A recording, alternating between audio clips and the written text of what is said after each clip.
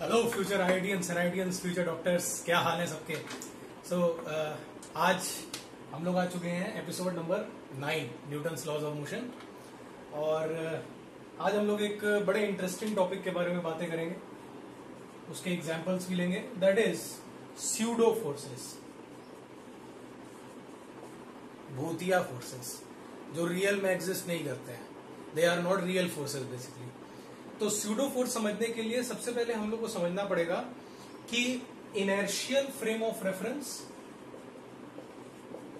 और non inertial frame of reference में difference क्या है। Non inertial, here FOR represents frame of reference. जैसे consider earth is rotating about its axis, earth is also taking revolutions around the sun. तो what is happening, our earth is considered as the inertial frame of reference, जबकि वो खुद accelerating है। Inertial frame of references की definition ये है कि those frames which are non accelerating, जिनका खुद का एक्सेलरेशन ना हो, उनको इनर्शियल फ्रेम ऑफ रेफरेंस बोला जाता है। और non inertial frame of reference वो होते हैं, दोज आर एक्सेलरेटिंग फ्रेम्स, खुद का उनका कुछ ना कुछ एक्सेलरेशन है। अर्थ का भी एक्सेलरेशन है, लेकिन किसी को तो रेफरेंस कंसीडर करना पड़ेगा ना। तो इसीलिए हम लोगों ने अर्थ को एक इनर्शियल फ्रेम ऑफ रेफरेंस की कैटेगरी में डाला। ठीक है, चीजें इजी हो गई उससे। अच्छा, इसका मतलब स्यूडो फोर्सेस का कहीं ना कहीं लिंक इनर्शियल और नॉन इनर्शियल से है। Pseudo forces are only applied when they are cases of non inertial frame of reference. इसका रीजन समझते हैं बच्चों। रीजन इसका ये है कि in the case of non inertial frame of reference, since the frame is accelerating, Newton का second नियम सही अप्लाई नहीं हो पाता when you do not consider pseudo forces. ठीक है, स्यूडो फोर्सेस को कंसिडर करके न्यूटन का सेकेंड नियम एप्लीकेबल हो जाता है किसमें, non inertial frame of reference में। हम लोग एग्जांपल्स के थ्रू देखेंगे। तो बस बात इतनी सी है कि non inertial frame of reference में स्यूडो फोर्सेस का इस्तेमाल हम लोग इसलिए करते हैं जिससे कि हम लोग न्यूटन की सेकेंड इक्वेशन को सही तरीके से अप्लाई कर पाए उस सिचुएशन में। क्लियर। अब कुछ एग्जांपल्स लेते हैं। कुछ एग्जांपल्स में जैसे कि एक तो बहुत ही हाउस होल्ड एग्जांपल है कि भाई, if you take a bucket full of water और उसको अपन अगर एक्सेलरेट कराते हुए आगे की तरफ दौड़ाएं तो होगा क्या, the shape of this bucket will appear like this. मतलब वाटर का सरफेस कुछ स्लैंट अपीयर होगा as compare to the observer on the ground. ठीक है, ये केसेस हम लोग फ्लूइड मैकेनिक्स में ही करेंगे।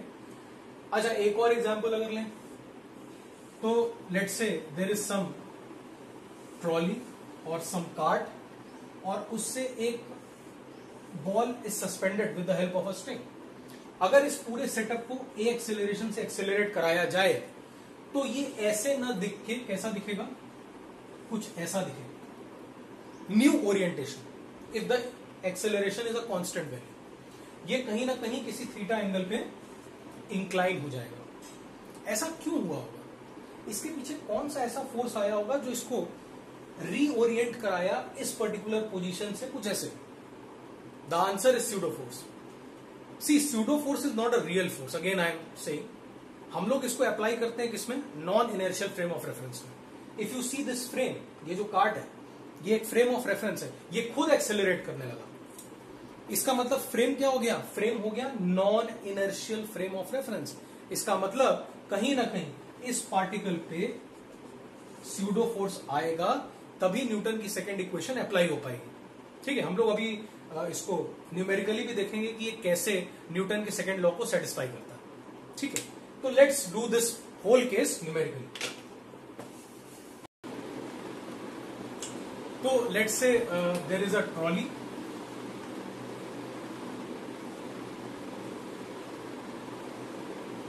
विच is accelerating with an acceleration A.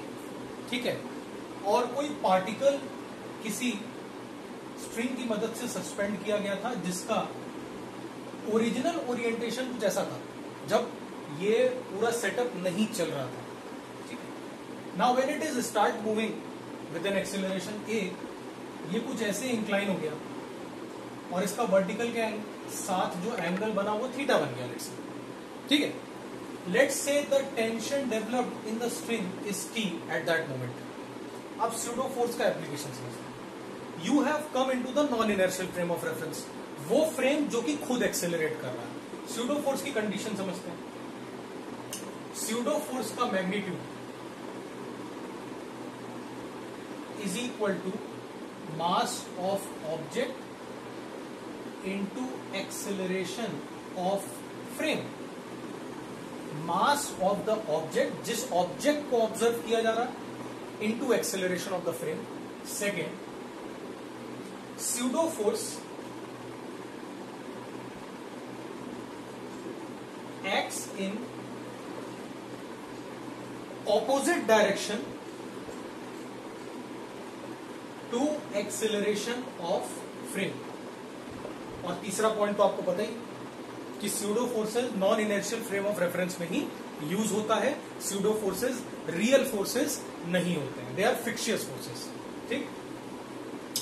Now अब मैं चाहता हूं कि मेरा ऑब्जर्वर अंदर बैठ के इस पार्टिकल को ऑब्जर्व करे, ठीक है।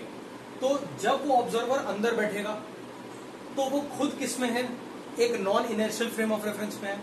तो न्यूटन के सेकंड इक्वेशन को सेटिस्फाई करने के लिए उसको क्या अप्लाई करना पड़ेगा, उस पार्टिकल पे स्यूडो फोर्स अप्लाई करना पड़ेगा। तो जो ऑब्जर्वर इसके अंदर बैठा हुआ है, ठीक है, observing from frame of the cart और ट्रॉली, ठीक है, तो क्या होगा, फ्री बॉडी डायग्राम ड्रॉ करते हैं। एक स्यूडो फोर्स लगेगा पीछे की तरफ, let's say mass of the object is small m a, tension is T, ठीक है। एक force m g that is weight is acting downwards. Angle जो बना रहा है वर्टिकल के साथ स्ट्रिंग या धागा, वो एंगल हो गया थीटा, ठीक है।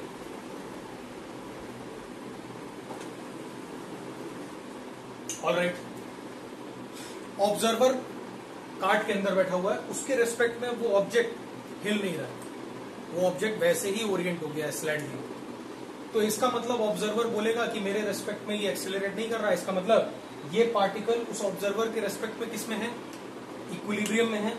इक्विलिब्रियम की कंडीशन क्या बनेगी, लेट से ऊपर का direction Y, right hand side X axis, T cos theta, T sine theta. Easily everybody can observe that T cos theta is equal to mg, since particle is in equilibrium with respect to the observer sitting in that frame of reference. T sin theta equals to ma। दोनों equations को divide कर दो, you get tan theta is equal to a by g। very very very important relation। और ये relation if you remember also that it would be good, problems में use आ जाएगा। Tension निकालना है कि कितना स्ट्रिंग में आया, तो tan थीटा आ चुका है, तो cos थीटा sin थीटा पता लग जाएगा trigonometrically, and you can figure out easily the amount of tension developed in the string.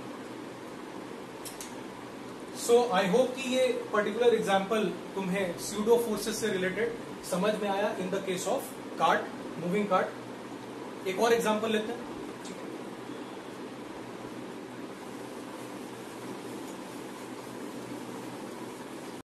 तो स्यूडो समझने के लिए एक ये एग्जांपल लेते हैं कि as you can see there is a wedge, triangular wedge of capital mass M. इस पे एक ब्लॉक पड़ा हुआ है स्मॉल मास एम का, और इसको धक्का लगाया जा रहा है एक कांस्टेंट फोर्स कैपिटल एफ से। प्रॉब्लम ये है कि देयर इज